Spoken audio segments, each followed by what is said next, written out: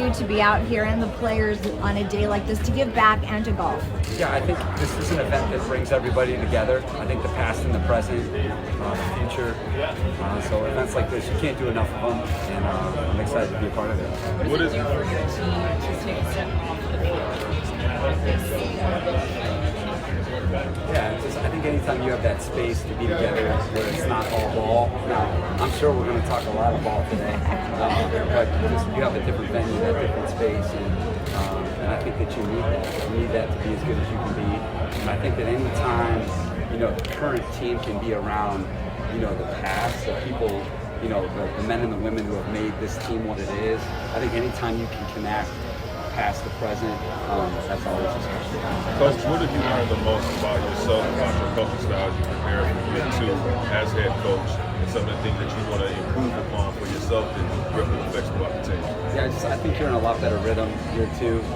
You're not doing everything for the first time, and I think you're able to anticipate a lot better. And just like a player gets so much better from their rookie year to their second year, I think the same thing is true for coaching.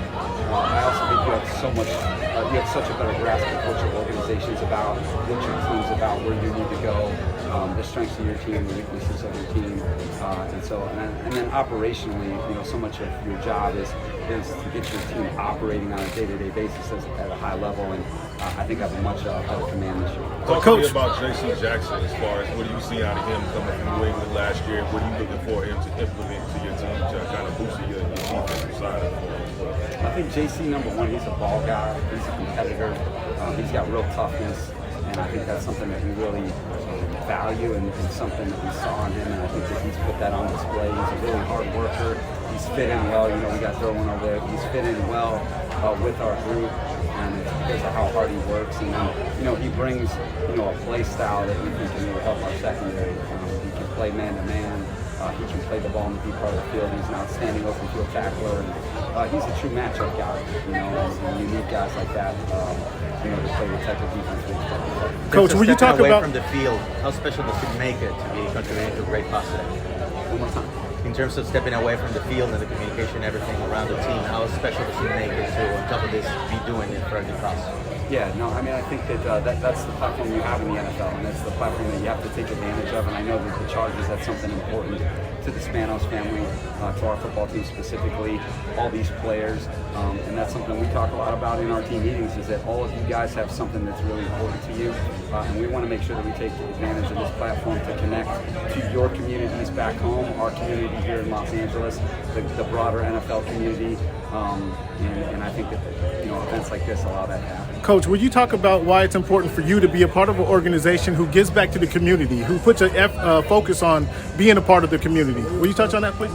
Yeah, well, I think that we wouldn't be here without the support of so many others. I think there wouldn't be the Chargers if it weren't for fans, worldwide. And there's so many people worldwide where football is so important to them, and to be able to engage our fans, the people that root for us on a day-to-day basis, not just when we play, but they're there for us in the NFL draft. They're here for us in the springtime. Taking note of everything that's going on in OTAs, minicamp. You want to be able to engage those people the best you can, and a big way to do that is to truly hit home on things that are important. And I think an event like this, it brings people together in that way. And I think what you realize, is that we have a lot more in common than that. How's your golf game, Coach?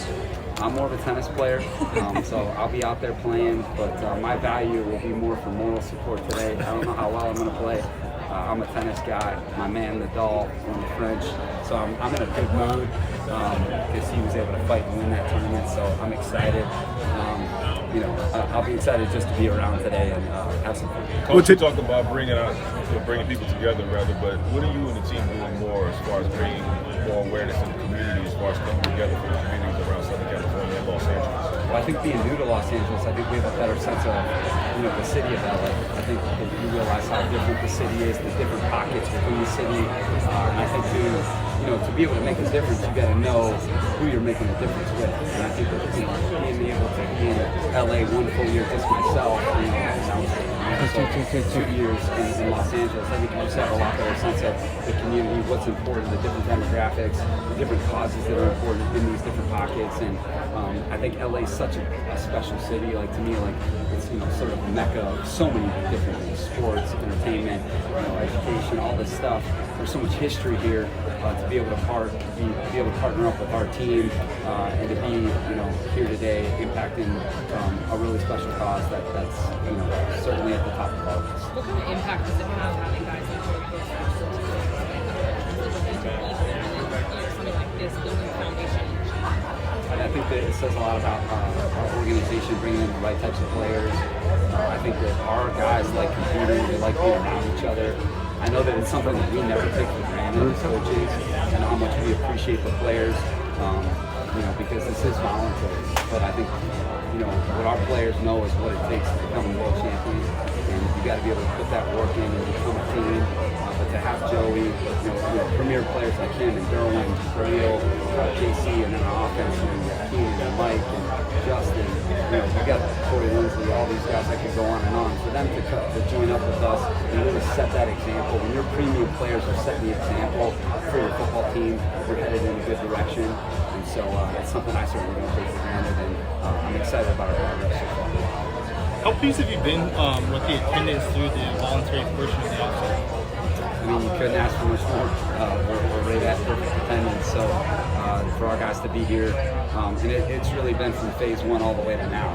So what that allows you to do, I think it allows you to improve as a team and really come together on a day-to-day basis. And then there's that team chemistry that forms naturally by being together. You know, you can't form team chemistry if you're apart. So to be together in the spring, this is an awesome time to, hey, after practice to go play golf, or hey, you go to a movie or whatever. You're spending time off the field. You're going to an event like this. You know, hey, that's what true team chemistry happens. And you know, very grateful for the attendance so far. Coach, you talked about your affinity for the Warriors, Golden State Warriors.